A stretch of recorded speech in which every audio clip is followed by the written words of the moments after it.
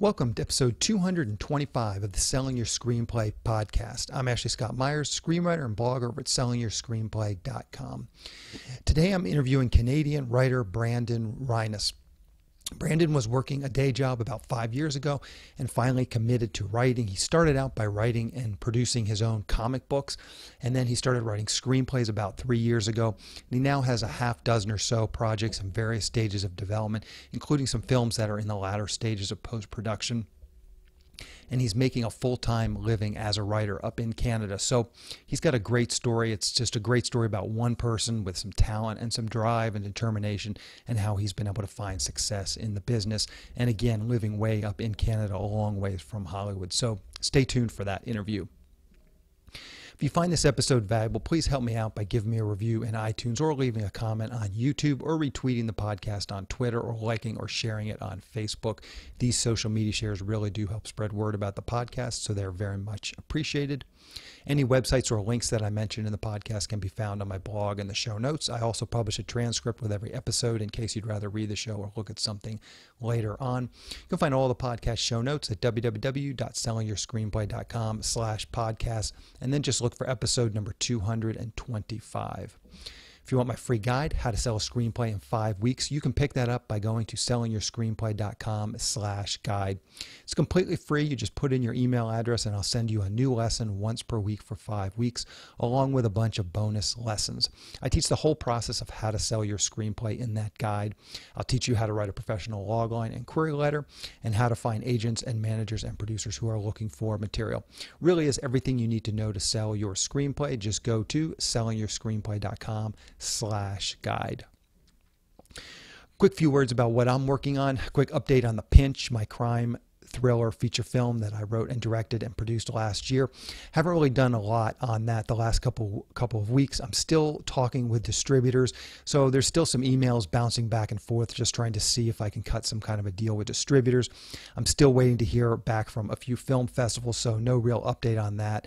And I'm still waiting to hear my poster. The poster is taking a little bit longer than I would have hoped, but I really want to get it right, so I don't want to put a lot of time constraints on it. I really just want to get as good a poster as I possibly can.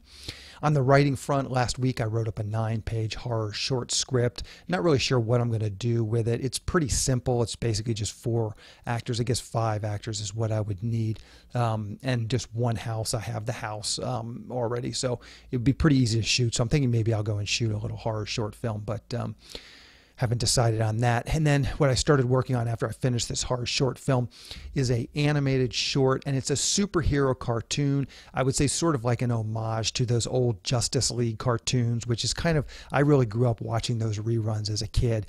So I just remember the old Spider-Man cartoon, the old Justice League, Aquaman, all of those. And this is sort of a spoofy sort of homage to that, sort of a tongue-in-cheek sort of comedic version of a superhero cartoon. So I'm also thinking about writing up a show Bible with that show, and making the first script sort of a pilot script. I can kind of see how this could easily turn into a series. So maybe that's what I'll do with it now that I sort of have an outline. I basically have sort of outlined the first episode, and at first I was thinking this would just be sort of, as I said, a comic, sort of almost a spoof of a comic or superhero cartoon.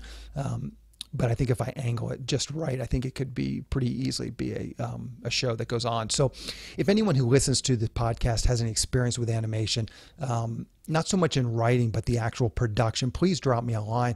I know nothing about producing animation, so I'd be curious to talk with someone who knew about it.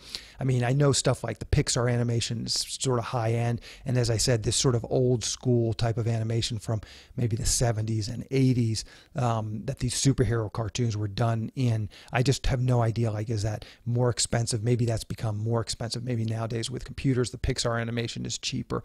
But those are the kinds of things I need to learn. So if you have any experience producing animation, please do, and you don't mind emailing back and forth with me a little bit, please do drop me an email. It's info@sellingyourscreenplay.com. Anyway, that's what I'm working on. So now let's go ahead and get into the main segment. Today I am interviewing Canadian screenwriter Brandon Rhiness. Here is the interview. Welcome, Brandon, to the Selling Your Screenplay podcast. Thanks for coming on the show today. Yeah, thanks for having me on, Ashley. It's been a while. I've been wanting to get on here, and I'm finally here. It's an honor, and it's great. Perfect, perfect. Yeah, I'm looking forward to talking with you. So to start out, maybe you can tell us a little bit about your background. Where did you grow up and how did you get interested in the entertainment business? I'm from Canada. I'm currently living in Edmonton. I've lived in this area all my life. I've kind of always written stories. I remember even when I was young enough to even learn how to write. I remember I used to write Star Wars stories, and I remember sitting in a chair and I would write in like pencil crayon. I don't know how old I was, very young. And I always remember I used to run out of story before I got to the end of a page. It'd be like 4 sentences, and that's all I could do.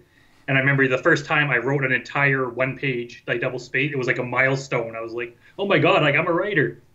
Um, but what really like kind of made things click was I was in grade 4, and I had a dream that I was kidnapped and I had to escape these kidnappers. So the next day I wrote the story down. It was a few pages long, and I asked my teacher in school if I could read it to the class, and she let me, and I read it to the class. And I remember as soon as I finished, like everyone erupted in applause. Huh. And everyone just loved it. And I was kind of Mr. Popular for the next day or so, and everyone, they're like, you need to write a part 2, and that's kind of the moment where I was like, hey, like people like stuff that I write. Hmm. So kind of throughout high school and college, I had kind of like a passing interest in writing and filmmaking, and I wrote a bunch of really bad scripts, trying to do it, not really taking it seriously, and I kind of made some, short films on VHS with my friends that were really bad.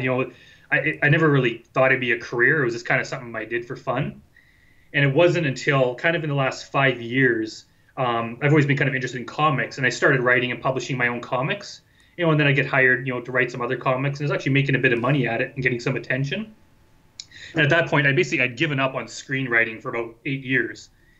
And finally, one day, I remember I was watching the movie Hard Boiled, the John Woo movie, and I was just like, I should write a movie. I was like, yeah, I used to write screenplays, and now I kind of have my act together, and I'm starting to like be responsible and actually kind of get some momentum. I was like, I wonder if I could like write a script and sell it. So I wrote an action script called Bad Cop, Bad Cop. And when it was done, I was like, okay, like how do you sell a script? So I went to Google and typed in selling your screenplay. And the first thing that came up, of course, was like your podcast. And I was like, oh, this is cool. So at work, I worked at a machine shop, just like running a machine all day by myself. So I'd listen to music and stuff. So I went and I listened to every single episode that you had recorded. And I was basically like so inspired because I was like, this guy is like, he just like thinks like me. He just like reminds me of myself. And it was like episode 2 or 4 or something. You said something along the lines of like, basically, like, if I can do this, you can do it too. And if you have a decent screenplay, like and you follow this method, you have a good chance of getting it made. And I remember I was like, yeah, I can do this. And I just remember thinking, like, I'm like, I wonder if like one day I'm actually going to be like a real screenwriter, and then I could be on this guy's show. And it was like, a few months later, like I sent you an email. We've kind of been sporadically in touch. And then just lo and behold, it's like the dream came true. In the last like 3 years, I am now a like working screenwriter. That's how I make my living, and I'm now on your show. Yeah. So now I can like retell everyone out who's listening to this and who was where I was 3 years ago is you can do this too. Like you can act. It's like this is not something that's unattainable. This is like regular guys like me can actually do this. So it's like you can too. And I'm in the prairies of Canada, and if you're in LA or some big city in the States, like you have a like it's at your fingertips to actually be able to do this. Mm-hmm. Well, I really appreciate that. This is a huge compliment. Actually seeing someone put it to work, because creating a podcast is such a strange experience. I mean, right now, obviously, we're having this interaction, but when I'm putting the thing together, I'm just talking into a camera, and you don't really feel like there's anybody actually out there listening. So yeah. It's good to bump into someone that actually is out there listening. So let's talk a little bit about the comic books just for a second. So you were working this, basically, it sounds like almost a manual labor job, working at a machine shop, and you just decided, okay, I'm going to just start going home at night and start writing comics. And then were you also an illustrator? Did you hire an illustrator? Maybe just talk about that in case there's someone, and I don't want to spend a ton of time on it, but maybe just a couple minutes just explaining sort of what those steps were and what that process was to create the comic and then ultimately sell it and get some of these paid gigs. Well, yeah, for sure. Like, I basically had to learn from the ground up. Like, I've been a comic fan like most of my life, so I knew kind of how they were made. There's like a penciler, an inker, a colorer, a letterer, that kind of thing. But I never actually made one. So the first comic we made, it took like a year, and it was such a hard process. But it was kind of like, okay, like step 1, I have to write a comic. And I kind of looked into it, and there's not really like in screenplays, there's kind of a standard format. In comics, there's not. So I just kind of made my own. It's like, okay, panel one, this is what happens. Panel two, this is what happens. I'll write the dialogue, and then we just kind of put out on Craigslist, Kijiji, Facebook. Just I'm looking for an artist. I have no idea what they charge or anything, but we started getting like dozens, hundreds of responses. So I kind of looked through all their art, and I basically picked the ones who had the best art, and then find the one who charged the least out of those. And then I'd be like, okay, like with my job, I can afford to pay for like 2 pages every paycheck. So every second Friday, I would send them the new page of the script. That person would draw it, send it back, and then I would send it to the colorist, for the next 2 weeks to get colored. So I just had this little system built, and it's like, and after a whole year, it's like we got a comic finished. And then it's like, well, how do I print this? So I checked out different printers, and I found one in Florida, and so I bought 100 copies, and then a package arrived, and it's like, holy cow, like I made a comic. Huh. And it's like, well, let's start on the second one. And I was like, you know what? Like I'm willing to, do 4 pages, like 2 different comics at once, just because I put a bit more money into it. And then my Higher Universe Comics creative partner Adam Storschuk, he started putting money into it. So we just started creating more comics, and then we got them done faster, and then people were liking them. We started getting some traction, and then I got some offers to write some other indie comics. So I make a little money doing that I would invest in them.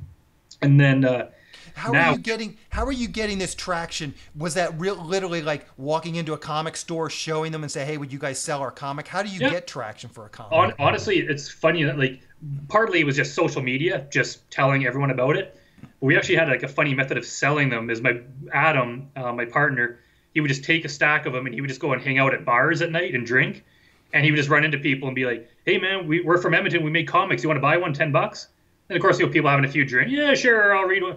And I remember one time it was like he sold like 20 of them in a bar, and he's sitting in his bar and he looks around and he's just like, there's like 20 people just sitting at tables reading these comics. But of course, he'd come home and like, hey man, we just made $200. So it's like, sweet, that's $200. We can print more comics. We can add like a third title, and it just kind of started growing and growing, and now we're actually pretty big. And people are always ask us like can we come and visit your studio? And I'm like, well, the studio is basically my apartment and my laptop. But yeah, we have like artists from all over the world, like 10 different countries, and it's just now like I can think up an idea, and I just have the system built and the contacts where I can just get the comic made. It's like I want to do a new one. Hey Travis, do you want to draw this? Hey Eugene, you want to color it? Hey Chris, you want to letter it? Sure. Here are the pages, and I just got the system. Like every 2 weeks, they turn their pages in, and then it's like I put out a hell of a lot of content. And you're still doing this as you've taken on more screenwriting work. You're still doing the content. It has slowed down just because I'm putting money now into the films, which is way more expensive. So the comics has slowed down drastically, but we do have new stuff coming out all the time. Okay, perfect. And I just want to go back. You mentioned that you sort of live in a rural area, not in a big city. I grew up in an... What's that? Sorry, that's a bit misleading. Like Edmonton's a pretty big city. It's like over 1 million people. But the prairies that are, it's kind of a remote area, but it is a big city I live in.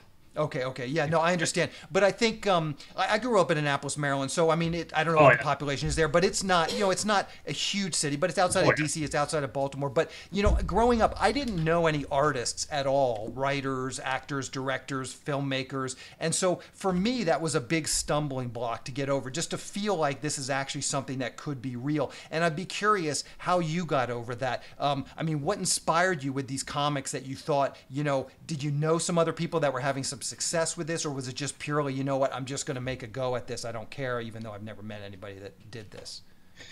Honestly, it was kind of half and half. Like I didn't have a lot of people to inspire me, but I did have one Facebook buddy. I can't even remember how we met, but he was kind of a stranger that I met on Facebook, and we ended up messaging and kind of becoming Facebook friends. His name's Chris Johnson. He lives in Texas, and I remember he started kind of bugging me, like, if you're so into comics and you're a writer, like try writing a comic. And I was like, man, like I don't even know where to start. I have no money, blah, blah, blah, blah, blah, blah. And he just kind of kept the pressure on me. And then, one day I was kind of like, maybe I could try it. Like, if I put my mind to it, I could figure this out. So I guess I owe it kind of to him for inspiring me like that. But a lot of it was, I didn't know people in my social circle that did this kind of thing, which is strange because now everyone in my social circle does this kind of thing. But back then it was basically just like, it was all from like within, basically. I just decided this is what I'm going to do, and inspired myself and made it happen. Perfect, perfect. So recently you've had a number of option scripts, script sales, movies going into production, and writing assignments. So let's dig in and talk about some of those. I have just queued up some of your bigger credits, and I just wanted to run through them one by one. And I think it would just be interesting to get a quick sort of idea about what the project is about, and then ultimately how did you sell it. So let's start with John 316. I guess this is the first spec script that you were able to sell. So maybe to start out, just give us the log line for that.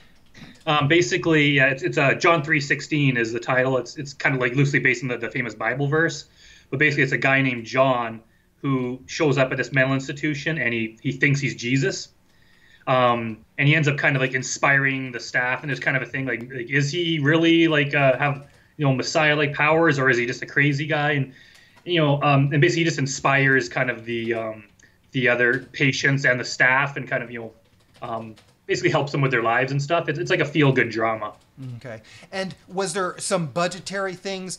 It sounds like it could be fairly low budget. Like it sounds like a fairly contained script. Maybe you can talk a little bit about that. What is the sort of scope of the project? Yeah, it was done. It was done on a fairly low budget. Honestly, from like where we live, like local producers, we just don't have access to the kind of budgets they do down in LA. So everything can be done on a low budget, but at the same time, we have a lot of free resources where the city lets you shoot on their property for no money.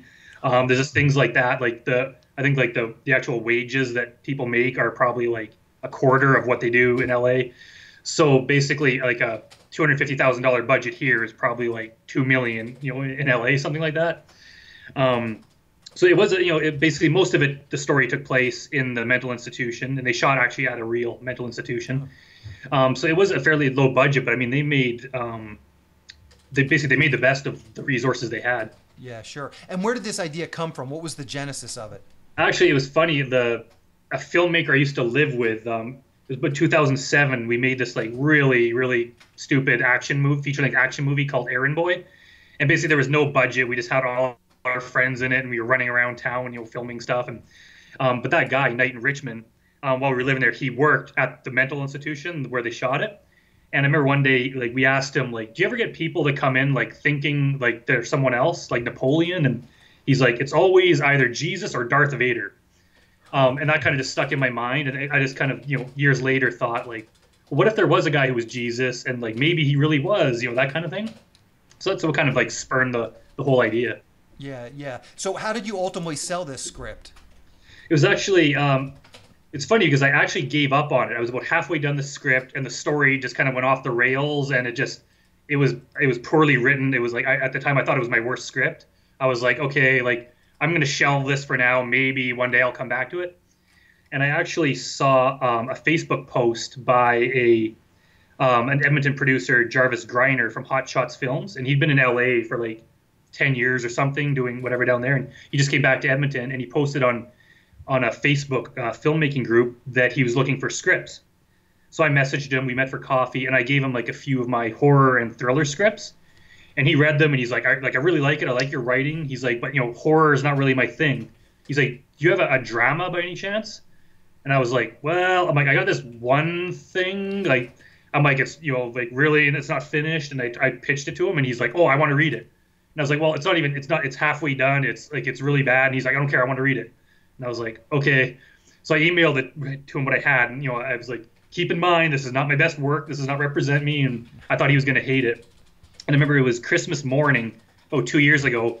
I wake up at like 6 a.m. and I got a message from him. And he's like, I love it. He's like, I think I can make this. Like, we got to finish it. And I was like, are you freaking kidding me? And so he's like, yeah, finish the script. So I finished it the best I could. And then we started doing rewrites. And he got the financing. And they bought it. And they went out. And they shot it. It's still in post-production. But yeah, that was my first spec sale. Okay, perfect. So let's talk about core values. I guess this is one of your first writing assignments.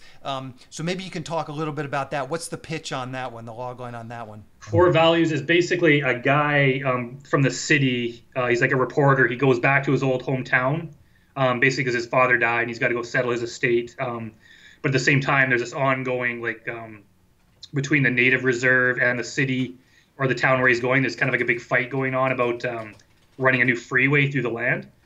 So he goes down there to cover that, but he ends up kind of finding out that basically the town's been taken over by like a satanic cult. And the more he kind of delves into it, he just realizes how deep it goes, and it's it's kind of like a thriller horror type thing. Mm-hmm. And so, what did the producers come to you with? Did they have just an idea? Was it based on a book? What did they actually have that they wanted you to turn into a screenplay? Like the producer director Gil Allen, he'd read some of my other stuff and he liked it, and basically he just took me out for coffee one day, and he basically just gave me his kind of one paragraph pitch. This is what happens, and he drew a little diagram, and he's like, I'm open to whatever kind of story, but it has to have these elements, and he kind of gave like a rough outline for it. And he's like, can you write that? And I was like, sure. So I wrote it, and he liked it. We did some revisions, and and it's actually premiering like next week. It's been shot, and they're having a big red carpet premiere in about a week. Okay, perfect.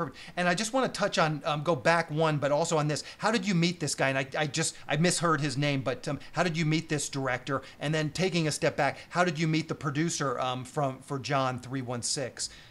Yeah, John 316, the producer, like the main producer, was Jarvis Griner, the director. And yet he's the one that I met for coffee and originally pitched it to. They brought other producers on board, as it took off. So yeah, I met him over Facebook, and Gil Allen. And when you say Facebook, are you just like searching for other filmmakers? Are they friends of some of your filmmaker friends? You can just go around friending people. How do you actually work that to, quote, meet somebody on Facebook? Oh no, I'm part of like several filmmaking groups. Like some of them are Edmonton filmmakers, and some are just it's just the horror filmmakers group, different groups like that. And once in a while, things will pop up in your feed. And it just happened he posted in the Edmonton filmmakers group that he was looking for scripts. So you had never met him up to that point. Oh, no. That was your first introduction to him, I see. Yeah, that was just like I just happened to see that, and that's why I sent him an email, and I was like, hey, I'm Brandon, and we got to know each other from that. Okay, perfect. For Gil Allen, I was shopping around a script called The Man in the Box that I had, a horror, and I can't even remember how I met him, but at some point someone introduced me to Gil Allen and suggested him. And they kind of hooked up a meeting, so me and him met for coffee, and I gave him the script. He read it and said he liked it, but again, horror wasn't his thing. And I think it was like a few months later, he had contacted me, and he thought of me to hire to write Core Values. Okay, perfect. So let's talk about Firstborn Son. I guess that's another spec script that you wrote and recently optioned. Maybe you can talk a little bit about that one. What is that film all about? Yeah, basically it's like a young boy who was kidnapped when he was 5 years old, and he, years have gone by. He's now 17, and he comes home. Of course, they rescue him. He's incredibly disturbed and warped, and basically the 10-year-old son in the family, who was not even born when his older brother was kidnapped, he starts to suspect that his brother is not this innocent victim, and that he's actually a pretty evil guy. And and as the kind of deaths start occurring, the mysterious deaths. The boy's convinced that no one really believes him, that his older brother is actually behind them. So it's a thriller. Okay, perfect. And how did you get that one optioned? That one, it was shopped around a lot. It was like actually the guy Peter Engert in Florida had originally, he was interested in it. He even sent me like an option agreement, and he said he loved the script. I even suggested doing some rewrites, and he was like, no. He's like, don't touch it. It's perfect the way it is. He's like, everything you got on the screen, I'm like on the page, I'm going to put on the screen. I love it. And then just things kind of went sour. It just kind of like it fell apart before I could actually sign the agreement. And that was about a year ago. And then I had some other guy in the Netherlands who was kind of tentatively interested in it, but that kind of got put on the back burner. And then just about a month ago, Peter emailed me back, and he's like, yeah, we got basically some guy down in Florida who's wealthy is basically willing to fund the entire movie in exchange for he gets to play one of the parts. So he's like, yeah, we can make it happen. He's like, I'll send you an option agreement right now. So he sent it, I signed it, and it's now in pre-production, and they're hoping to shoot in June. Okay, perfect. And you mentioned a guy in the Netherlands. I'm curious, how did you hook up with that guy? Like, how do you just reach out and meet people from the Netherlands? Yeah, honestly, basically, I was just kind of using your system of the query letters. And it was, I think it was last summer. I basically spent the entire summer. I kind of dedicated myself to cold emailing 10 producers a day. So I would just go to IMDb. I would just find every possible producer I could of kind of like lower budget stuff. and I would just send them, pitch one of my scripts. I did 10 a day for like the entire summer, and like 9 out of 10 ignored me, but the 1 out of 10 that wrote back, some of them I started to get into relationships with, and we would just kind of stay in touch over email or whatever, and they would like my writing, and we kind of stayed in touch, and he was one of those who would just I had just pitched him. I never knew him. I just sent him like a cold email, like query letter, and he'd kind of just been in touch with me, and then he liked some of my scripts, and then he referred me just recently to the producers who produced some of his films, and they hired me to write their next movie. So I've already written a treatment for it. I've been paid for it, and now basically we're just trying to get the actual script written. Yeah, perfect. So let's talk about one night drunk. I guess that's another recent option. Maybe you can talk a little bit about that one. What's that log line? Basically, it's a guy who he has a fight with his fiance, so he goes to the bar and he just gets drunk, and he somehow he loses his wallet and he loses his phone, so he basically has no way of getting home, and he's far away from home, so he decides, like, I'm just going to walk across the city and walk home, and just a series of events, just things kind of screw him over, and he runs into all these bizarre people and kind of gets sidetracked, and he's just trying to get home, but something always happens where he has to go on this little side mission.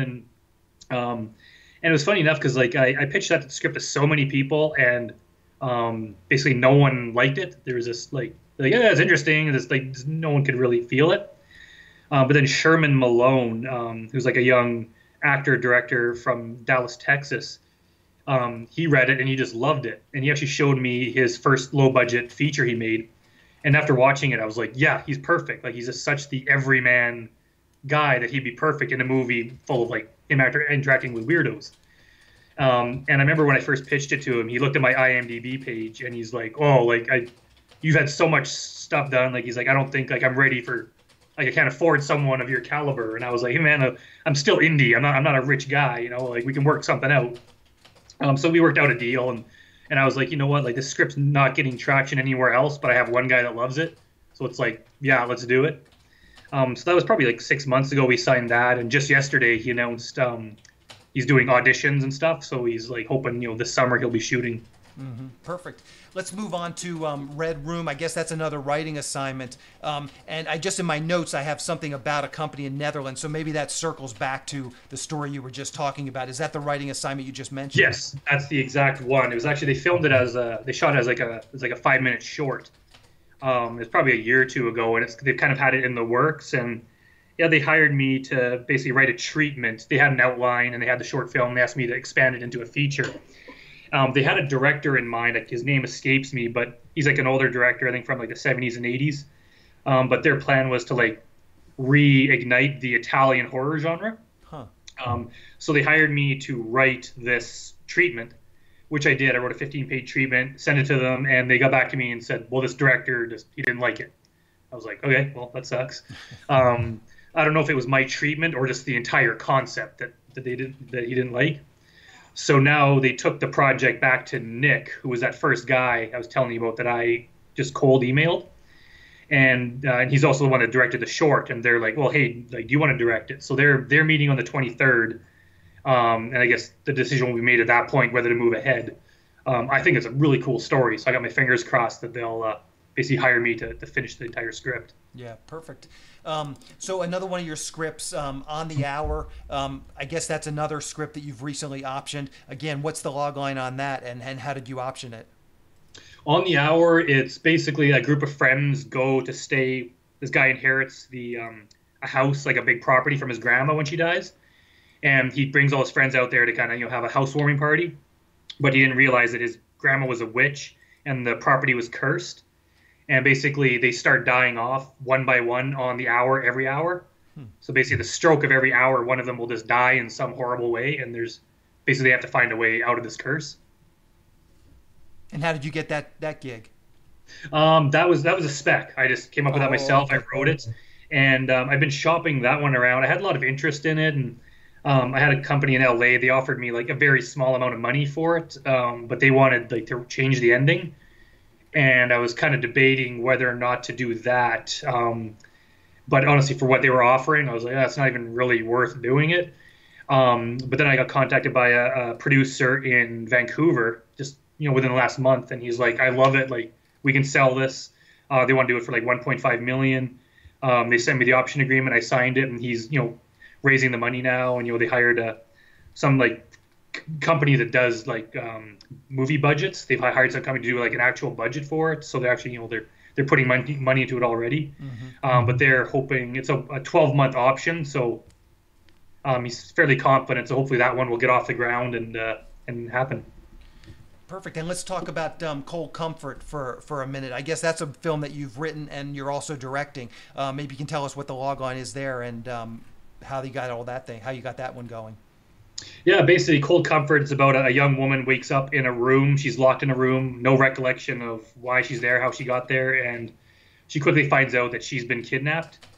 But she has no resources to get out, and basically they're planning to ransom her and then kill her if they don't get the money. She manages to like sneak a phone into the room, and basically she has to use her wits to kind of get play the kidnappers off each other and get little bits of information to feed to the cops so they can come find out where she is. And it's basically like you only ever see her on screen. There's actually one other guy you see a little bit, but basically it's a one character, one room script. All the other actors are all voiceovers. You just hear them on the phone or outside the room. So we recorded all the other dialogue already, and we begin production on it this Friday. Okay, perfect. So, and you had mentioned before we started the interview, and we'll circle back to it at the end, but it sounded like you're doing some crowdfunding for that. Maybe you can talk a little bit about that.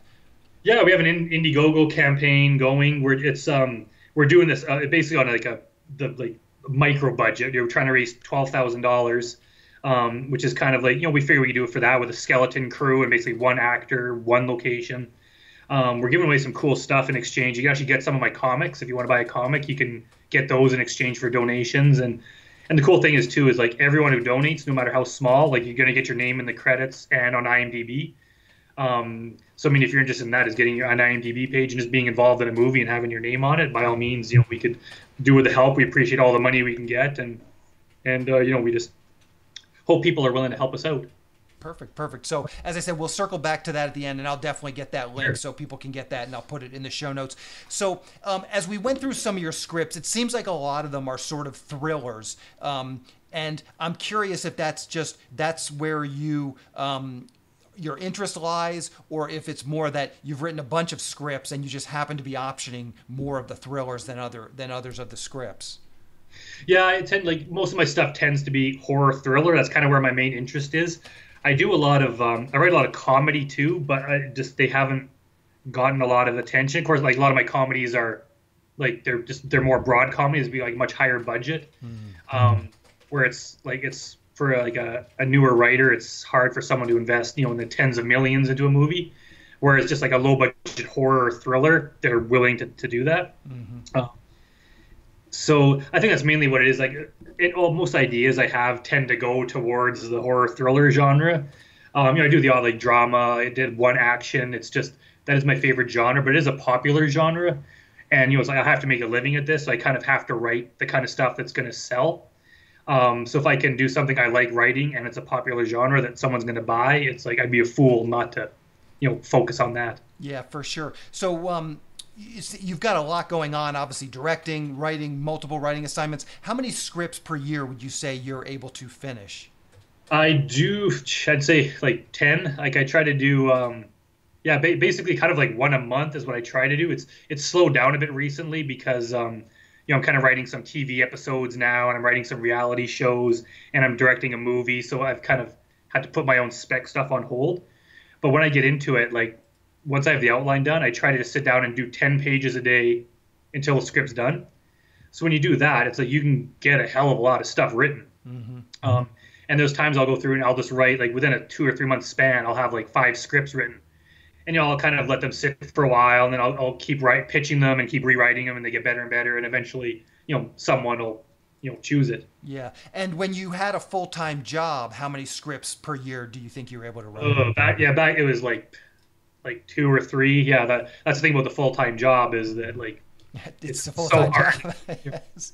Come home at night and it's like, I got to sit here and write. Where it's like now I'm doing this for a living, so it's like my day is like my day is open, so I just have time to write all that. It's paying dividends because like I'm just starting to like basically be in demand. I'm starting to just get tons of writing jobs. Yeah. So throughout this process, you were describing your movies. Several of them, you said, "Yeah, I shopped it around a good bit before I got this option or sale." Can you describe your process? What does that actually mean? What is your process for shopping around? You get a script done, you feel confident about it, and what do you start doing with it just to get it out into the world? Usually the first thing I do is like I keep a list of any producer that's been interested in my work before, because they're the ones, they know me, they're more likely just to respond. So I'll kind of pitch it to them, and if they all pass or whatever, I go through, I get the weekly ink tip leads, I get the weekly screenwriting staffing leads. Any of those that match the script I have, I'll pitch to them. And I keep like a spreadsheet of every producer I've sent it to, when I send it to them, what their response was, that type of thing. If I don't get a response from there, I just start cold pitching to anyone.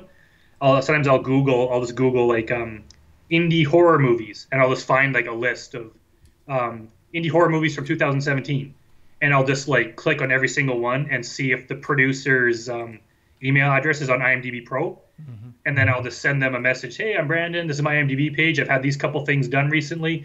I have a new script. Here's the log line. Let me know if you'd like to read it. Okay. It's a very simple pitch, and I just do that over and over and over again, and I always like I'll go through and I'll do rewrites on the script, and just basically make it better, and then I'll kind of pitch, continue with the process. And sometimes it takes like a year, but eventually I find that like every script, even the ones that's hated by so many people, eventually we'll find the like one person that's like, I love this and I want to make it. How do you handle the follow-up? And this is a question I get because I sell this in email and fax blast to people, and I get screenwriters asking me, and obviously I've done a lot of cold query letters myself. How do you handle the follow-up? Because I find most of the time you send these things off and it's crickets. You don't get a response one way or another, and there's always the temptation to follow up. Hey, but just maybe talk about that a little bit. If they don't even respond, do you follow up one time and then stop? What is your process like in terms of the follow-up with producers? Yeah, for anyone that if I cold email them, if they ignore me, I never follow up because like we never had a communication to begin with. If it's through Inktip or screenwriting staffing or anything like that, and they ask me to read the script, then I'll usually wait a month, like, 'cause I have my spreadsheet. I'll wait like about a month, and then I'll just follow up with them, like, hey, did you get a chance to read that script? And if I still don't hear anything, I'll follow up with them once more a month later and be like, just checking in again, no rush, just checking in. And if I don't hear anything at that point, I assume that they're, not interested. However, a couple of the scripts I've optioned, it's been like a year or more, and all of a sudden I get I like this script, blah, blah, blah, and it's like, I'm like, who is, I don't even remember this person. I'll go back and check my spreadsheet, and it's like, that was like summer of 2016. What the, so sometimes things just like take a while, but I don't want to annoy people. So if I follow up twice and I hear nothing, I just let it be. And then you might pitch them again. If it's someone that you've like cold emailed and they requested the script, you might pitch them down the road another script. Oh yeah, like I see that a lot of time on like the screenplay lead services where someone will be looking for a thriller. And I'll be like, well, I have a thriller, and I'll check my list, and it's like, oh, like a year ago, they were looking for a thriller, and I pitched them the same script, and they ignored me. So I was like, well, it can't hurt to pitch it again. And there was actually one, just within the last week or two, I can't remember which script it was. They ignored me the first time, but I pitched it again, and they asked to read it. So it's, unless they specifically say, like, don't pitch us a second time, it can't hurt, and you never know. Like, because sometimes they get, like, 1,000 scripts, and sometimes you just get lost in the shuffle or, something like that. Yeah. So it's like, unless they blatantly say no or pass on it, it's worth, trying again. Yeah, sure. So again, throughout this process, you were describing your projects, and numerous times you mentioned, oh yeah, they sent over the option agreement, I signed it and then sent it back. I'm curious how you negotiate your option agreements. Do you have a lawyer look them over? Are you just throwing caution to the wind? So that's question A, and then the question part B is, how do you negotiate on the actual specifics of the thing? Do you have enough experience now, well, I should get this much for, a budget of this much? Yeah, I honestly, I don't have a lawyer look over it. I've kind of just found I found that most of the option agreement, it's basically a template they're all kind of the same, just with the numbers filled in. Hmm. So I kind of know the things to look for, and I basically just look, and it's it's pretty standard. But at this point, it's once we get into bigger sums of money, I might have to worry about it more. But right now, it's like I hate to say it, but it's like I need to make a living. So basically, if they're offering anything reasonable, I'll take it. There are things I look for. Sometimes they like leave kind of things out that I'm wondering about. So I'll message them back and say like, well, can you just add in this? Like, because sometimes they'll say like 3% of the budget, but there's no minimum. And I was like, well, what if something happens and you try to do it like on a $50,000 budget? It's like, well, I don't want to do it then. So I'll be like, yeah, I'll do it for a minimum of like this amount, and they're like, okay, that's fine. Like you'll at least get this amount or 3% of the budget.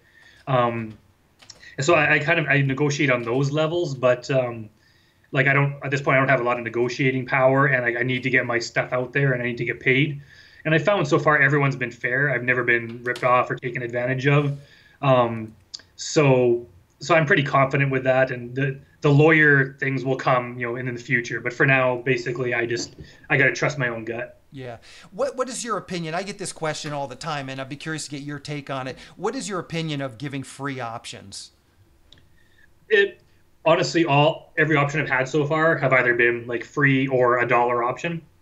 So I don't have any other. I've sold scripts, but even the ones I've sold have been like a free or $1 option. And so basically, my opinion is I would rather be paid, but I think it's kind of industry standard for when you're starting out for indie movies, is that's just kind of the way it is, because the filmmakers, like the producers, they have a lot of risk they're taking. I even had one guy say like, it ended up the movie fell through before the option agreement, but he said he'd give me $500 for the option fee, and he's just like, understand. He's like, it's not a lot of money, but he's like, for us, it's still, we have to come up with that. Basically, they have to front it themselves, and he's like, it's not insignificant. And I was like, yeah, I understand where you're coming from, but so basically, I think it's something. I would not have work if I refused to do it. Okay, cool. That's good to hear, and that's kind of my philosophy too. I don't feel like there's any real reason to put up additional roadblocks to getting that movie produced. Yeah. And as you say, $500 for a struggling indie producer, that's basically that's like rent money for a month. Yeah. So he might choose someone else's script over yours. Yeah. And it's not like the $500 is really going to make that much of a difference to you in the long long term. So how do you handle rewrites and changes? I'm sure you've run into this, and especially giving out free options. One of the most, I would say, demoralizing things for myself about being a screenwriter has getting into these loops where the producer or the director is asking for changes that you don't think are necessarily good, and it becomes this sort of never-ending thing. They're never quite happy, and it's always the excuse, well, we can't go out to actors, or we can't start going to our financiers until the script is perfect, and it oftentimes drags on almost indefinitely. Yeah, that's something that I think from your show I knew was a problem. So when I first kind of started getting these options, it's something I always bring up. That's why the guy in Florida, Peter, I asked him like, "Do you want rewrites?" And he's like, "No, it's perfect." I was like, "Well, that's first." So it's something that everyone's aware of. If I can just get them to say like, we might want a few rewrites, like I want that out there, just so it's not a surprise, and I let them know like I don't want to be rewriting this for the next 5 years. I'll rewrite a little bit. It's never been a problem. The only one where it was a little bit excessive was John 3:16, because it wasn't even finished at that point and it wasn't very good in my mind. Mm-hmm. So Jarvis wanted a ton of rewrites, and he would actually like sit in the room with me and we just go over the script and basically kind of work it out. But then he'd bring like another producer on board, and they would want things changed, sometimes back to the way it originally was, and that was getting to the point of being frustrating. But ultimately it ended and it got made. Core Values was very minimal rewrites, and most of them made sense, and they were decent rewrites. But that's something I always go into. It's like I make sure that's either in the contract or at least spoken about, is that I don't want to get caught in that constant rewrite thing, and then I'm in the awkward position of having to just back out. I don't want that, so I make sure that I get some sort of confirmation on that. Yeah, perfect. I'm curious if you can just talk a little bit about that transition from a full-time employee at some company and just going off on your own as a full-time screenwriter, full-time filmmaker. Did you save a bunch of money to give yourself a runway? Was it just a leap of faith? Maybe talk about that, sort of the mental preparation and then the financial preparation. Yeah, basically it was a leap of faith because like it wasn't like I quit. Basically, I got laid off. It was the couple of years. I can't remember if the American economy was bad, but the Canadian economy was, and there was this massive layoffs. And so basically, it's just okay. You show up for work one day, and it's like, sorry, no more job for you. So I had enough like employment insurance to live on like at basically like half my wage for close to a year. So I was like, okay, like I'll have to basically cut back on my expenses, but this is a perfect opportunity to write full time. So I did that for a full year, and that's kind of I started selling short scripts. And the first couple short scripts I gave away for free, but then I was like, I wonder if I could charge for these. So I started charging like $50 for a 5-page script or 10 or whatever. And then I was like, then I'd ask for like 100, and then it became like 250, and then it became 500. And then I was writing a bunch of these. Sometimes selling like a few a month. And all of a sudden I was like, you know what? Like I made like the same amount selling short scripts as I do on like a paycheck. So I was like, this can like cover my rent and everything. Plus I had my EI money coming in. And then basically the EI money ran out, and it was like, okay, now I'm at a big crossroads. Do I go and get a job, or do I trust myself and try to do this writing thing? And it's a hard decision to make. Luckily, like, I'm not married, I don't have kids, so I only have to look out for myself. And I was like, you know what? Like I can always get another stupid job. So I'm like, let's just try this. I'll take it 1 month at a time. I'll just try to make enough money to pay my rent and grocery money for one more month, and then if I run out of money, I'll go get a job. And I'm now I'm at month 17, so it's been like a year and a half. Yeah. And it's like it's like I sell a script, and that's another 2-3 months, or then I write a TV episode, that's one more month's rent, and it's kind of it's just keeping going. And now there's more opportunities coming in, so it's like hopefully I can keep it up indefinitely. But it's a decision that had to be made, right? I couldn't do this as a living, working at a friggin' factory all day. Yeah. So, well, congratulations on that. I mean, that's very, very impressive. How did you sell these shorts? I wonder if you can talk about that for just a minute. How are you finding the leads to even sell the shorts? Craigslist, Inktip? Yeah, Craigslist, Inktip, screenwriting, staffing, all of those.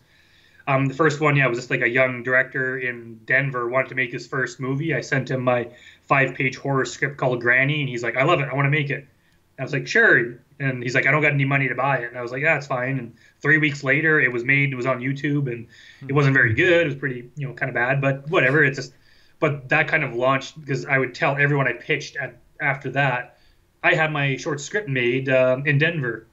And most producers would not even bother to check it out. They would just see like, well, someone else made this guy's script. And then when I got a second one done, I would be like, I've had 2 scripts made in the last month. And then it just kind of made me sound like a big deal. And now I'm at like 40 shorts I've had made. And, it's so now when people check my IMDb, it's like, whoa, all these people have trusted this guy to write something. So obviously he should be taken seriously. Yeah. So it's so much easier now to get gigs. Yeah. So what does your typical day look like now? Like maybe you can just describe, you get up in the morning, do you answer a bunch of emails, and then you start your writing? What does your day look like? And just break it out into, segments or what you get accomplished. Yeah, I like to write in the morning, or at least I like to try to write in the morning. But, I think it's like a lot of writers I've heard had this problem. It's just, the procrastination basically. So usually I'll get up and I'll end up answering some emails, and I'll post some stuff on Facebook, and I'll kind of do stuff that it's kind of important, but not really. And then eventually the guilt kind of takes over, and I'm like, no, I got to sit down and write. So I'll just sit there and I'll just plow out my 10 pages. And as soon as that's done, it's like I feel so much better, because even if it's noon or like 1 p.m., it's like I've written 10 pages today. So even if I just like waste the rest of the day, I still wrote 10 pages of a script. So I'm still getting, at the end of a month, I still wrote a hell of a lot more than most people do. Mm-hmm. But now that I'm involved in actually directing a movie, there's a lot of work to do with that, just the producing of it and all that kind of thing. But I always get to the point, even where I'm at now, whereas I'm involved in so many projects, it's becoming too overwhelming. And it's like I'm working on like 2 writing assignments, I'm shooting a movie, and it's like, oh my God, so you kind of have to worry about balancing that. but basically, I just take it like a day at a time. I get like the most pressing things I get done, and I just keep to my deadlines. I keep my promises, and basically, I just work hard and get things done. Yeah, yeah, perfect. I wonder if we could just spend a minute on your writing process. How much time do you spend outlining versus actually opening up final draft? And it sounds like you spend a lot of time in final draft if you're pumping out a script a month, but maybe you can speak to that a little bit. How much time outlining index cards versus how much time in final draft? I don't outline that extensively. I like because I find most of my like good ideas come while I'm writing. Whereas if I have the whole movie outline, I start writing, it usually just it starts going in a different direction a little bit, and then my outlines kind of doesn't make sense. So I'm always experimenting with new ways to do it. Usually what I'll do is I'll just kind of do the index card thing or whatever for like the first kind of 10 to 20 pages, and I'll write that, and it's just like once I have that done solidly, it's like, okay, well, what happens next? Because if I think too far ahead, then I get good ideas while I'm writing, and then it's just I hate being constrained. So I just do like a little bit ahead, a little bit ahead. There's honestly like there's a few scripts I've done, like Cold Comfort being one, where I didn't have very much planning at all. I just kind of I knew I had to keep it interesting because it's all in one room. It can't get boring. So I just kind of went and I just wrote it, and it's like, what's the coolest thing that could happen next? And I kind of did the whole script like that. And there's only the points where it got too confusing, where I actually had to sit down and plot out exactly what happened. So yeah, I have different methods, but I like to spend more time writing than outlining. Perfect. A number of your projects, you have writing partners on. I wonder if you can talk a little bit about collaborating on some of these projects. Have you typically, like, have you ever written with someone where you guys are in the same room? Have most of your projects been where one guy's taking a pass after your pass? Maybe talk about that process a little bit. Yeah, I've never really like had like what I would consider a writing partner. Um, for things like Motel 13, it's a script it's kind of in pre-production right now, but basically we're just trying to raise the money. But my partner on that, Michael Charnay, we came up with a story together. We actually came up with the outline. Sitting in the same room doing that. But I actually like wrote the entire script, and then he would have his input after it's done. It was the same thing with Cold Comfort. My co-creator on that, Katie Gobert, we came up with a story together. But again, I wrote the script myself, and then when it's done, she would read it and kind of have her own notes like that. I've never actually written. Actually, no, that's not true. There was one thing I wrote, a TV episode called My Paranormal Girlfriend. I partnered with a guy in the UK, and on that one, it's like I would write half, he'd write half, and then we rewrite each other's stuff, and then we just keep doing passes on it until we were both happy. And honestly, I liked the guy, but I just didn't like that process. Like I don't think I'm a writing partner kind of guy. Like writing is like me alone at the computer. That's when I do my best work. Perfect. I'm curious about your development process. Once you have a first draft done, maybe you can speak a little bit of that. I have found that the people that do a lot more outlining typically have to do a lot less in the rewriting department. So it sounds like you do a lot, in final draft. Do you find you have to then spend a lot of time rewriting these scripts? Not typically. I usually do. I always I get in trouble from like screenwriting professionals or teachers. They always say I send my scripts out too soon. Because I'm like usually like I'll finish it, I'll leave it for like a week or two, I'll do another pass, and then I start shopping it, and they're just like, what are you doing? Like you're gonna you're gonna like offend everyone, and I'm like, nah. Because honestly, what I found is that I do that too, so I'm laughing because that's been a knock on me. I'll send stuff out that's probably not ready. Yeah, but what I found is like the producers, they're gonna want their own rewrites anyway. So it's like as long as they could see like this, I like the concept and this is pretty good, that's enough for them to contact you. And I think even if the script's perfect, like they're still going to want their own rewrites. So it's like, well, why would I wait an extra 6 months rewriting it when they're just going to want rewrites anyway?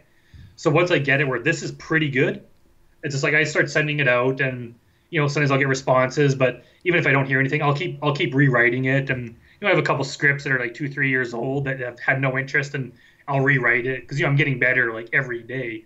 So even a script from a year ago, I'm like, oh man, like I can write this way better now. So I'll tighten it up and make it better. But I found just like getting my name out there is kind of more important than having the work be perfect. And even just like getting, as long as they know you, like they could read it. And, it's not perfect, but I like the writing style. When they hear your name again, when you pitch them something else, they're more likely to give you a chance. Yeah, perfect. How do you approach screenplay structure? Are you a Blake Snyder, Sid Field fan? Act breaks and citing instances and stuff? Oh no, I'm kind of the exact opposite. I sometimes I try to actively go against that and just kind of try different structure things. As I hate being constrained by it, and I honestly I hate knowing it because now when I watch like Hollywood movies, I can't help but see the structure, and it's like it kind of ruins it. It just makes me think it's a movie. You know, I can't. I'm like, oh, this is the Act Two break. It's so obvious. Um, Whereas I just kind of like I kind of have my own kind of structure where it's just like start off with something interesting and just like I kind of see it in 10-page increments. Where as long as I have interesting things constantly happening, um, that it just that's going to be a kind of good structure. And obviously, like the rough 3-act structure works, beginning, middle, and end. So there's that rough framework there. And some of my comedies, like my broad comedies, like exactly fit the 3-act structure. But for the most part, like I kind of just hate it. And there's parts of the 3-act structure that I just don't like. I think Blake Snyder calls it the dark night of the soul, where everything kind of falls apart right before the Act 3 break. I was like, I hate those parts of movies. They're always so boring. So I'm like, okay, I'm just gonna not do that. My whole thing is to skip that. And kind of once, like when in my earlier days, I tried to make myself do it that way because I thought it was proper. But now I'm like, you know what? I'm gonna do it my way. And as soon as I started doing that, that's when I got attention because it's like my heart is like me is now in the script and it's what I want. And I think people can see that. It's like, yeah, this script has balls. Basically, he's not trying to follow a formula like every other screenwriting student. This is something a bit different, and people can see that, and that's kind of what's gotten to me to where I am. Yeah, perfect. And I was just going to ask as the next question, what advice do you have for writers that are looking to break into TV and film? And the advice you just gave, I think, being original is certainly good advice. But is there anything else you could think of if someone was starting out now and they're in your shoes from 5-6 years ago, working that job that they don't necessarily they're not passionate about, and they're trying to get into this? What advice would you have for them? Yeah, basically, you have to write a lot because, like, people always ask me for advice, but I've had people say, like, I've been writing for like 2 years and like ink tip doesn't work. I've never sold something on there, and it's like, well, it's worked for me several times. Like, it's like I've never read their stuff, but your work has to be good. Like, if you're not good at this, you're not going to make it. That's what it is. But you can become good. And it was kind of like a defining moment when I became good. I sent this Mike Barron, who's like a famous, he used to write The Punisher. He's like a novelist and comic book writer. And I sent him my very first comic, and he was just like, good job. But he's like, you got to become a better writer. If you want to do this for real, he's like, you're not good enough yet. Just become good. So at that point, I made it just an effort. It's like, I'm going to become good. So I just started putting way more work into it. And I found that I make my script shorter instead of longer. It's like just chop down, like cut out every useless word, just find tighter ways to like say every single sentence. And now I've gotten to the point where people are like, oh my, like your scripts are like the easiest scripts to read. Like we can do it in like one sitting, and it's like, so I start to get compliments like that, and I'll go through over and over just trying to make it like I want it to be the easiest possible thing to read. And I go to the point where I have a hard time reading other scripts because it's like, my God, you have a whole paragraph here. Like I could do this in one sentence. So basically, it's like if your script's 120 pages, you can make it 90 pages. To start chopping things out, just make everything tighter. And as soon as I started doing that, like instantly my scripts just started selling. So yeah, it's basically just like learn how to write well, like just tighten everything up, omit useless words, just like everything you can to make it as tight and right to the point as you could be. I'm curious, and as I listen to you sort of describe your story, and I wonder this about myself too, but I'd be curious to get your opinion. How much of your success do you think boils down to your ability to write versus your ability to be a real hustler? And what I find, like exactly what you said, when I have someone come to me and tell me, well, ink tip doesn't work, when you really dig into their story, they've probably, answered 3 leads and put 1 script into the database. Yeah. And it's like they don't understand the sheer scope of what's going on. I mean, you're out here doing cold emails, you're networking on Facebook, you're a member of numerous of these services, you're emailing people like me, so you're really doing a ton of those things, and I don't think people fully appreciate that. But what is your opinion? Is how important is the writing versus how important is the marketing? I would say it's like maybe 10 or 20% writing, the rest is marketing. It's like all the stuff I have is all hustle. Like I think like basically being a good writer is like that's like par for the course. It's like without that, it's nothing. If you're a good writer, that's okay. That's good. That's what you need. Mm-hmm. But it's all hustle.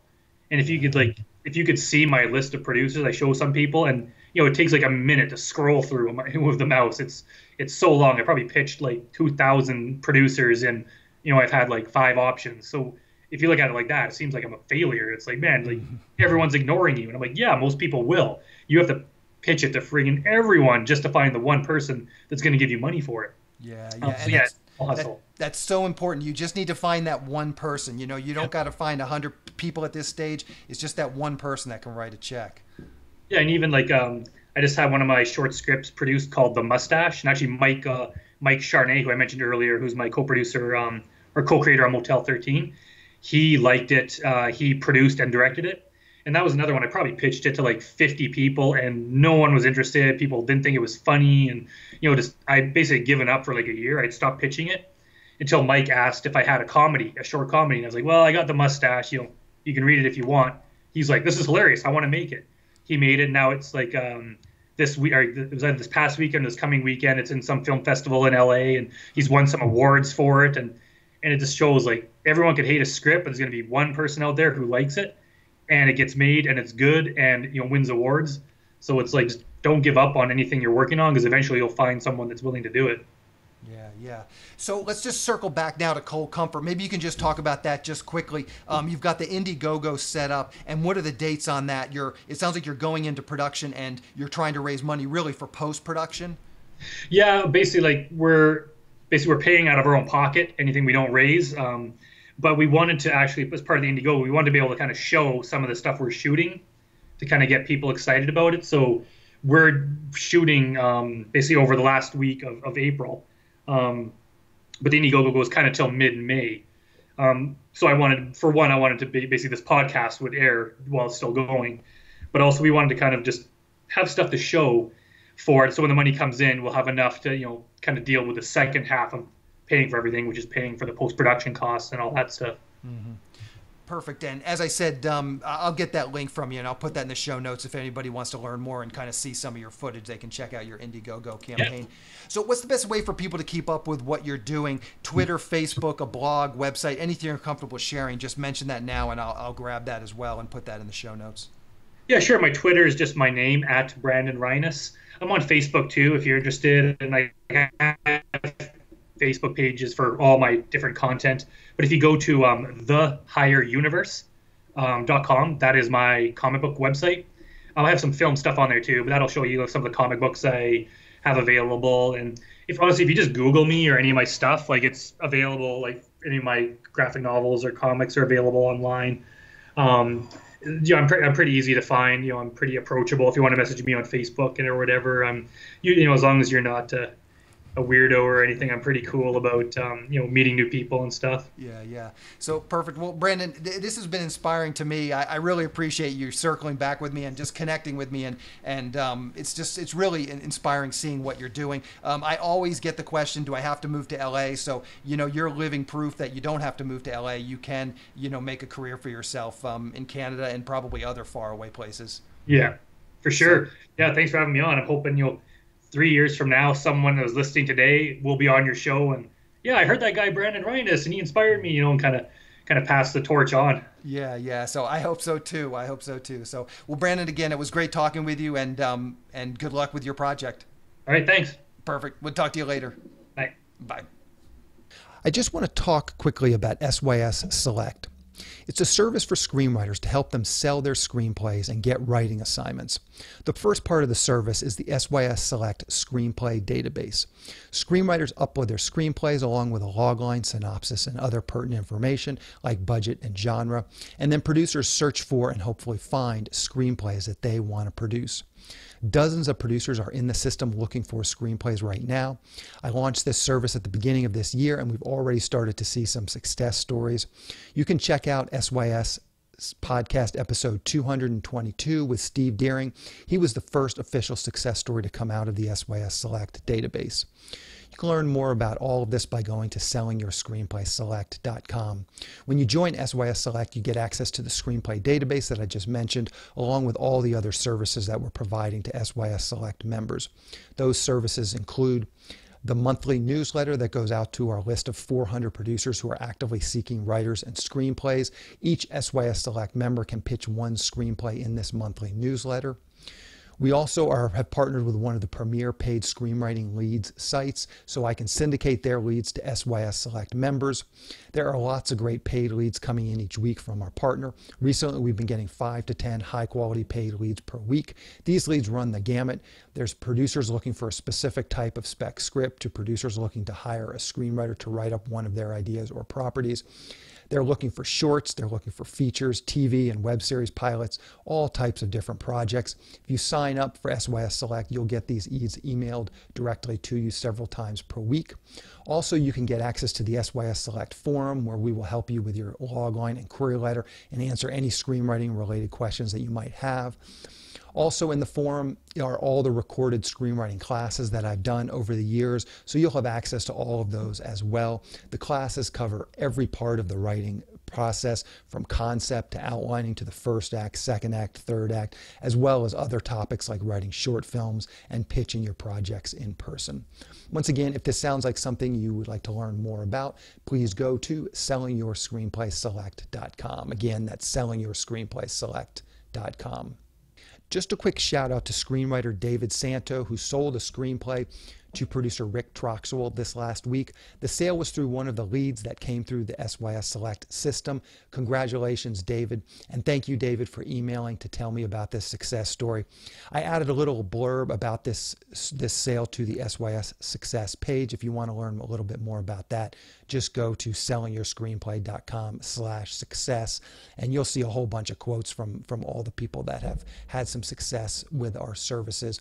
Also, if you have had some success with any of the SYS Select services, please do let me know. These stories are inspiring. I love to hear them. I love to share them on the podcast. So if you've had some success, please just drop me an email, let me know. And again, congratulations to David on this sale. It's really great to see some of our members get options and sales for their scripts. So again, big congratulations to him. On the next episode of the podcast, I'm going to be interviewing writer-director Brad Silberling. He's done a number of high-profile films like City of Angels, A Series of Unfortunate Events, Moonlight Mile, and Casper. And he came on the show to talk to me about his new film, An Ordinary Man, starring Ben Kingsley. So keep an eye out for that episode next week. To wrap things up, I just want to touch on a few things from today's interview with Brandon. I really love stories like the one Brandon told about how he and his buddy were selling comics in bars. When you hear these stories, this is how great companies start, like Apple and Facebook. It's where they all began. I mean, Apple and Steve Jobs started out of the garage of his parents' house. Facebook was started out of the dorm room of Mark Zuckerberg. So Higher Universe Comics, it was humbly started selling comic books in bars and then reinvesting that money back into the business. It's not a super sexy story, and I know that there's people out there thinking, ooh, whatever, he only made $200, but this is the kind of hustle that you need, this ability to just go out there and just start making things happen. And I think if you think, oh, $200, what's the big deal? That's not that much money. And I guess you're right. It's not that much money, but really listen to what this is doing for you. I mean, when you start doing stuff like this, when you're really on the ground, you're interfacing with your audience, you're seeing what's working and what's not, because you're selling them the comics. You can start to get really firsthand knowledge about your audience, what they liked, why did they buy it. When you're pitching it to them, did they like the cover and that's why they bought it? Did they like the pitch and that was like they bought it? Maybe they didn't like the cover. Maybe they didn't like the pitch. Maybe there was something about your sales presentation that they didn't like. Maybe there's something about the story that they didn't like. But these sorts of interactions where you're actually out there talking to people and trying to sell something to them, those are so important. This is why I recommend joining a writers group. You put pages up in front of other writers, in front of actors, you get some reaction. You see what other human beings, how they're actually reacting to your material. And this is important for us as artists, as people, creative people that are content producers. We have to see how our material is getting received. And again, just walking into a bar and starting to try and sell these comic books. That's great information. I heard, I listened to a lot of these business podcasts, and I think it's the Ron Popeil, but it's the guys that come. It was one of the guys who was a salesman for one of the big companies that sells door to door, and door to door sales is obviously just brutal, absolutely brutal in terms of just it's people slamming their doors, people being rude to you. It's just emotionally draining. But again, I heard this statistic that if you can be a success in that environment where you're going door to door selling stuff, obviously you're never going to make a lot of money selling, learning supplies or some sort of online learning course door to door. You're never going to make a ton of money doing that, but that experience is very, very profound. And again, if you can succeed doing that, your chances of succeeding in life are exponentially good. Like the people who succeed at door-to-door sales, the chances that they're going to be a success in life is almost guaranteed. And again, I would go back to this kind of a story where you have a guy just, him, Brandon and his buddy just creating these comic books and then just trying to figure out creative ways to sell them, going out there and making those hard conversations. And believe me, I'm sure there's a lot of nerves and it's somewhat awkward just taking a box of 20 comics to a bar and trying to sell them. But again, this is the kind of hustle that it's going to take. There's going to be moments as a successful screenwriter, there's going to be moments where you are put into this sort of uncomfortable position of having to sell yourself, market yourself at any level. There's going to be those moments, and getting comfortable with that as early as possible in this process, I think is such a lesson, and it's I think it's such an important part of why Brandon is being successful, is because he's willing to do those kind of outside the box things to get his material out there, to get his material sold. And I get so many emails from writers, and they're asking questions. They want to skip a lot of those sort of beginning steps. They want to skip past that stuff because that stuff isn't sexy, and that stuff is hard work, and it's awkward, and it can be painful. And so people want to skip that. And I get these emails from people, oh, how can I get Steven Spielberg to read my script? Or how can I get Martin Scorsese to read my script? As if these writers' scripts are even ready to have Scorsese or Spielberg take a look at them. But that's really the thing. What Brandon just told us is exactly how you get the big players in the entertainment business to read your material. You slowly move your career ahead. You start out very, very small, very humbly, and you start building a long list of credits. Again, Brandon started small, producing these low-budget comic books, selling them however he could, investing that money back into his writing, more comic books, building up those credits. He started doing short films, building up the list of short films. Now he's doing feature films. He's building up a nice list of credits. Hopefully some of these movies will find an audience, will have some success, and that's how he's going to get the bigger players in the industry to start wanting to hear about Brandon's stuff. They're going to see some of these movies are going to be success, and we're not talking about, Paranormal Activity success. We're not talking about, Guardians of the Galaxy success. Some of these movies can be just mild successes within their sort of low budget niche, and people in the industry will hear about them. Maybe the average, movie going person will not hear about them, but people in the industry will hear about good films, even if they're smaller films, even if they don't make $100 million at the box office.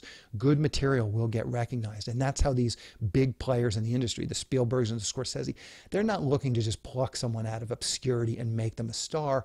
They want to see those up and coming people, the people that are getting those movies into Sundance, the Sundance darling from last year, and that's how you're going to get it. You need to start those. The longest journey starts with the first step, and these are the first steps. A lot of the things that Brandon's talking about are those first steps, and I know a lot of people want to skip those steps. They want to go straight to the meeting with Spielberg or the meeting with Scorsese, and there are these stories out there of people being plucked from obscurity in the entertainment business. So we think that that's sort of how it's done, but I would argue that what Brandon is doing is actually the way is the way someone builds a long-lasting, sustainable career. Because there's not a lot of luck. Listening to Brandon's story, we're not sitting here saying, wow, that sure was lucky. He's slowly inching the ball down the field, and eventually one of these films is going to be a success if he just keeps rolling the dice. He just keeps, making these low budget movies. He just keeps putting out these genre films. Eventually one of them it'll take off a little bit, and people in the industry will hear about it. Really encourage you to go to Brandon's IMDb page. I'll link to it in the show notes. Get a real sense of sort of the scope and the context of what he's doing, and keep an eye on Brandon's career.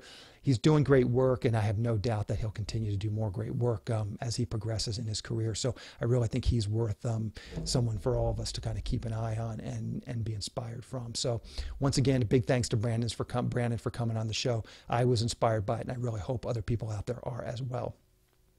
Anyway, that's the show. Thank you for listening.